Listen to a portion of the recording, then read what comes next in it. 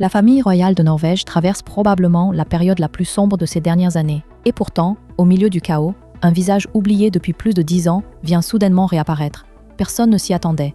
Et maintenant, tout le monde se pose la même question. Pourquoi est-il revenu précisément maintenant ? Le 17 mai, toute la Norvège célèbre son jour le plus important.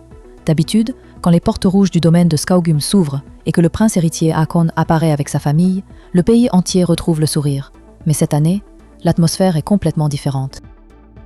Pour la première fois, la princesse Ingrid Alexandra est absente. La princesse Astrid est hospitalisée à cause de graves problèmes cardiaques.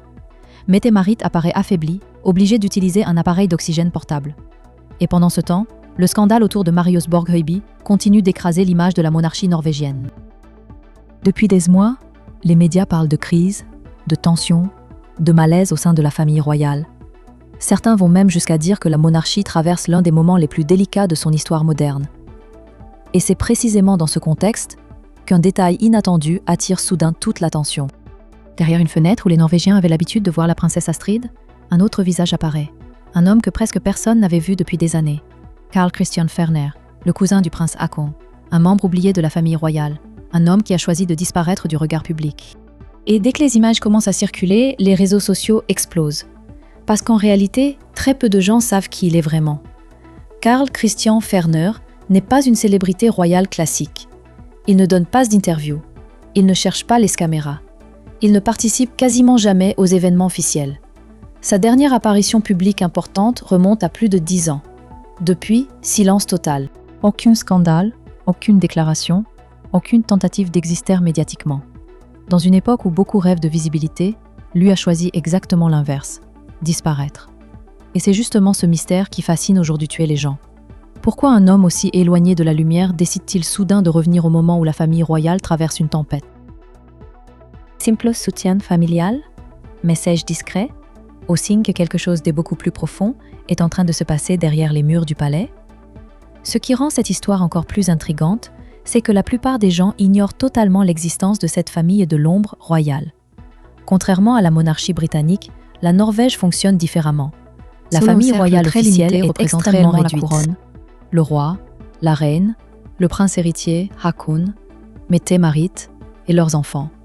Les autres membres de la famille vivent presque comme des citoyens ordinaires. Pas de titre officiel, pas de rôle public, pas de privilèges royaux visibles. Et c'est exactement le cas des enfants de la princesse Astrid. Carl Christian Ferner et ses frères et sœurs ont grandi loin des projecteurs. Ils ont construit des vies normales, des carrières classiques, loin du glamour royal. Lui-même travaillait dans le prestigieux magasin de luxe Ferner Jacobsen à Oslo. Une vie discrète, élégante, silencieuse.